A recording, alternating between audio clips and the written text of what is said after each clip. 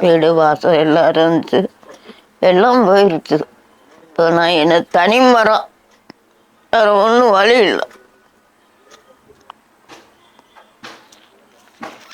பூச்சம்மா, வயசு 60. ஒரு வீட்டில் வேலை பார்க்குறேன், அந்த புதுநகரில். வீட்டு வேலை பாத்திரம் வளர்க்குறது, வேறு ஒன்றும் இல்லை. சம்பளமா 1500 கொடுக்குறாங்க.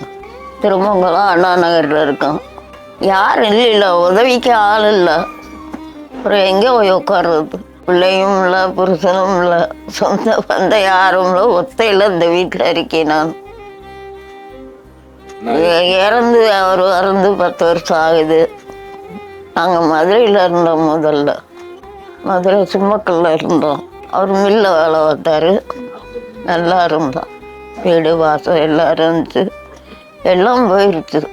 இப்போ நான் என்ன தனி மரம், வேறு ஒன்றும் வழி இல்லை.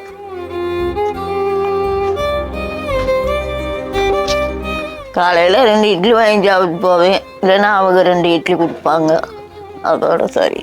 மத்தியானம் கொஞ்சம் சாப்பாடு போடுவாங்க, போதும். என்ன தேவை இருக்குது சாப்பாட்டுக்கு தான்? உடல்நிலை ஒரு ஊசி போடுறதுக்கு தேவை, வேற என்ன தேவை? வேற ஒன்றும் இல்லை சாமி. என்ன கஷ்டம், உடல்நிலை கஷ்டந்தான், வேற ஒன்றும் இல்லை. யாரும் இல்லை, எந்த இதுவும் ஒரு உதவியும் கிடையாது. அதனால தான் நம்ம அம்பு ஸ்கூல் அறக்கட்டளையெல்லாம் இருக்கோம். எனக்கு எல்லா உதவியும் செய்கிறாங்க, நல்லா பார்த்துக்கிறாங்க. என்ன உதவி செஞ்சாலும் நான் ஏற்றுக்கிருவேன்.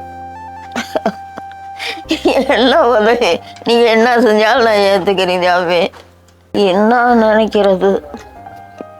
நான் ஒன்றும் நினைக்கிறது இல்லை. நல்லா உடல்நிலை நல்லா இருந்தால் அதே போதும் தான் நான் நினைப்பேன். ஆமாம், வேணுன்ற உதவி செய்கிறீங்க, அதே எங்களுக்கு பெருசு. நீங்கள் இருக்கும்போது எனக்கு என்ன பயம்? இந்த பயம் கிடையாது.